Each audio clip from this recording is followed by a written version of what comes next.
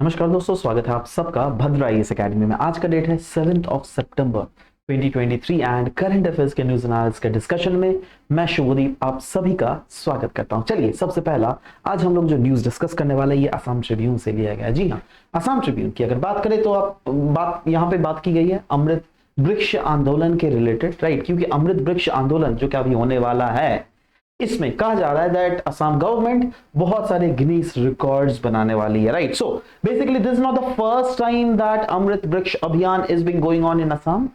ये एक अभियान है, इसके बारे में हम लोग डिस्कस करते हैं। इस अभियान के थ्रू ये बेसिकली एक प्लांटेशन ड्राइव ही है, क्योंकि देखो कहीं ना कहीं एम जो है असम गवर्नमेंट का वो ये है दैट असम में जो आपका ओवरऑल प्लांटेशंस है उसको मैक्सिमाइज करना है, overall area under forest cover उसको बढ़ाना है, और उसको बढ़ाने के लिए eventually we need to plant the trees, right. So that is why यह एक प्लांटेशन ड्राइव है in the name of Amrit Vriksh Abhiyan, जिसको लॉन्च किया गया था in the effort in order to increase the forest cover and जिससे असम को हम बना सके ज्यादा ग्रीनर, ज्यादा इको फ्रेंडली, और बहुत सारे रिकॉर्ड्स बनाए जाएंगे ऐसा कहा जा रहा है। देखो वो तो जब ये अभियान हो जाएगा, जब रिकॉर्ड्स बन जाएंगे तो फिर again we will be discussing it again, right. But for the time being क्या क्या एम है, एक तो है लार्जेस्ट नंबर ऑफ सीडलिंग्स जिसको डिस्ट्रीब्यूट किया जाएगा in a single day at a single venue, उसका रिकॉर्ड बनेगा पहला। दूसरा, कुछ ऐसे रिकॉर्ड है जो ऑलरेडी बने हुए उनको हमें तोड़ना है। जैसे बोला जाएगा भूटान का एक रिकॉर्ड बना हुआ है कि इसमें of planting most trees by a team of 100 in an hour, और वो कितना था 49,672। इसको तोड़ना है, राइट। ये दूसरा रिकॉर्ड। तीसरा, set a new record for largest photo album of the people planting trees, जो क्या अभी तक के पास टर्की के पास है, एंड दैट अकाउंट्स फॉर रफली अराउंड 3,83,783। इससे भी इसको भी कहीं ना कहीं तोड़ना है। तो देखो क्या होता है, बट हमें क्या जानना है, हमें जानना है अमृत वृक्ष आंदोलन के बारे में, right. That what is the aim of this आंदोलन, राइट। एनीवेज आगे बढ़ते चलो, हम लोग बात करेंगे फ्रेंच लस्सी के बारे में। फ्रेंच गवर्नमेंट ने अनाउंस किया है दैट प्रैक्टिस जो है ना वेयरिंग अबाया, ये बेसिकली देखो ये है अबाया, है ना।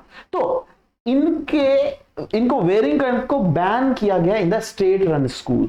वैसे स्कूल जो कि सरकारी वहां की स्कूल्स होती है ना फ्रांस की, उनमें बैन किया गया क्योंकि ये वायलेट कर रहा है प्रिंसिपल ऑफ लेसेट।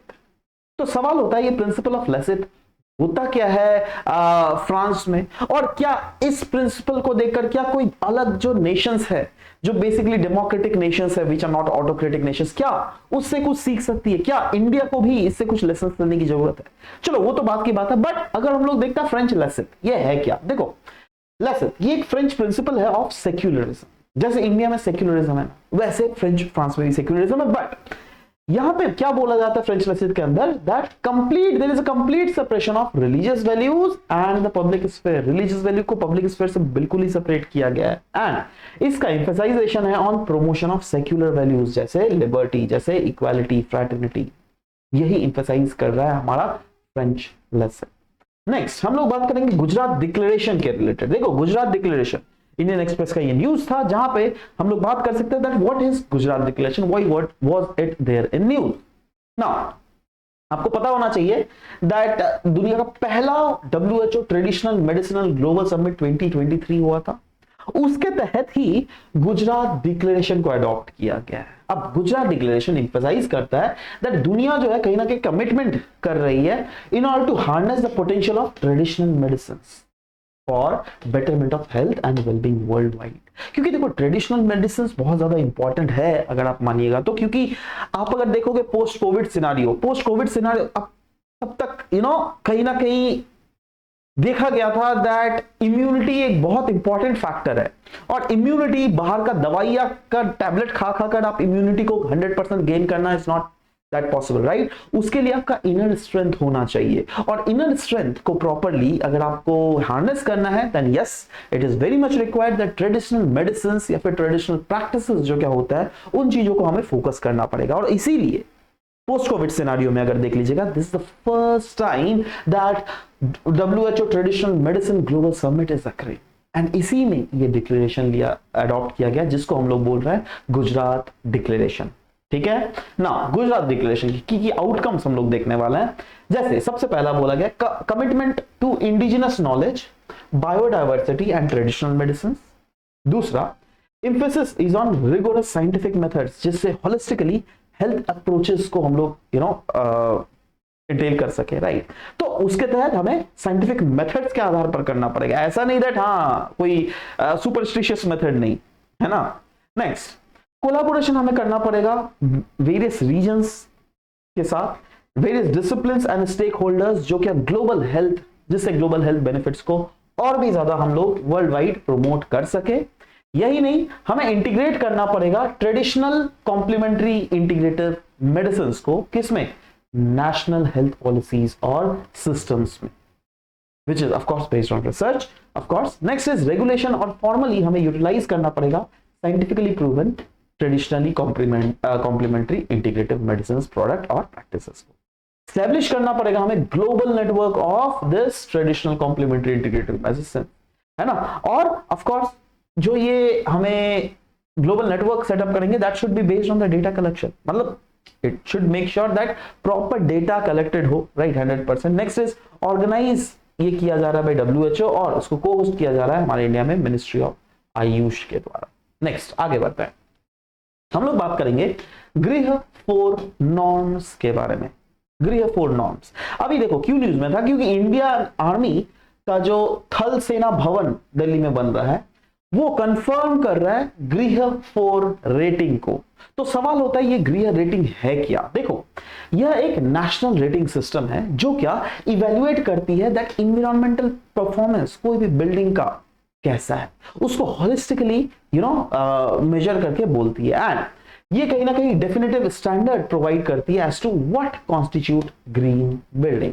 ग्रीन बिल्डिंग्स को प्रमोट करना मतलब एक ऐसा बिल्डिंग जिसमें जो इको फ्रेंडली बिल्डिंग हो, जो कम से कम पावर कंज्यूम करता हो, इस टाइप के बिल्डिंग्स, राइट। सो या रेटिंग सिस्टम जो है उसको बेस्ड है on the acceptant energy and environmental principle, जो कि of course strive to seek a balance between the established practices and emerging concept, दोनों national as well as international level में। और ये है under the ministry of new and renewable energy, जो कि आपको पता होना चाहिए, ठीक है। दिस इज गृह 4 नॉर्म्स।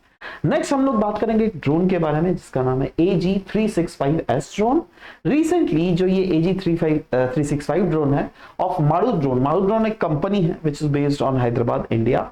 तो वो पहला DCGA सर्टिफाइड ड्रोन है जिसको हम लोग डुअल पर्पस के लिए यूटिलाइज कर सकते हैं। तो ये मेड इन इंडिया किसान ड्रोन है जिसको मेनली फार्मर्स के लिए, हेल्प के लिए बनाया गया है। दैट इज फार्मर अगर इससे चाहे तो ऑफ कोर्स, अगर आप जैसे कि आप यहाँ पर देख रहे हो खेत में आराम से ड्रोन घूम रहा है, राइट। तो ये ड्रोन क्या कर रहा है, वहां पर जो इंपॉर्टेंट पेस्टिसाइड्स केमिकल्स है वो भी छिड़क सकता है, राइट। तो वही बोल रहा है, इससे क्या होगा, क्रॉप लॉस तो रिड्यूस होगा ही, बट साथ ही साथ यूजेजेस ऑफ एग्रोकेमिकल वो भी रिड्यूस होंगे और कहीं ना कहीं यील्ड भी इंप्रूव होने की आशंका है। यील्ड इंप्रूव होगा तो ऑब्वियस सा बात है किसान का प्रॉफिट तो इंप्रूव होगा ही, राइट। नेक्स्ट, क्रॉप यील्ड को ये इनहांस करेगा क्योंकि एग्रोकेमिकल के यूटिलाइजर्स को घटा रहा है। इससे क्या होगा, क्रॉप का जो लॉस होता था वो बहुत हद तक घट जाएगा।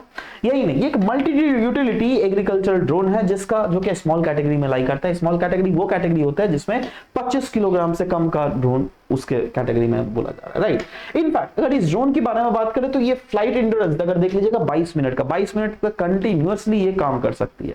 यही नहीं, इसको इक्विप किया गया विद हाई एंड सेंसर्स जिससे वो स्मूथ ऑपरेशंस कर सके। मतलब जो भी जैसे कोई फार्मर जैसे कोई पेस्टिसाइड्स इंसेक्टिसाइड्स तो स्मूथली जिससे ऑपरेशन कर सके, प्रॉपर सेंसर्स भी तो होने चाहिए ना। नेक्स्ट इज एडवांस्ड फीचर्स है इसमें जिससे क्या ये देख सकता है दैट ऑब्स्टेकल या फिर टेरेन में कोई अगर सोचो आगे बढ़ रहा है अचानक से कुछ पेड़ पौधा आ गया या फिर कोई एक थोड़ा ऊंचा हाईलैंड आ गया तो उसमें वो उसको सेंसर्स काम करके तड़ाक से उसको ऑटोमेटिकली बोल देगा और वो वहीं पे रुक जाएगी वो ड्रोन, ठीक है। इस टाइप से सेंसर्स लगे हुए हैं। मल्टीपल एग्रीकल्चर टास्क एक साथ कर सकता है, मल्टीपल पेलोड्स ये इक्विप्ड है end of course it can be used for spraying pesticides as well as granular spreaders in the agricultural field। तो इसी के साथ दोस्तों आज जो भी यहाँ पे करंट अफेयर्स थे उनको हम लोगों ने आज के डिस्कशंस किया। मिलते हैं नेक्स्ट सेशन में with new set of current affairs modules. Till then bye bye, take care and thank you guys, thank you for listening, thank you very much.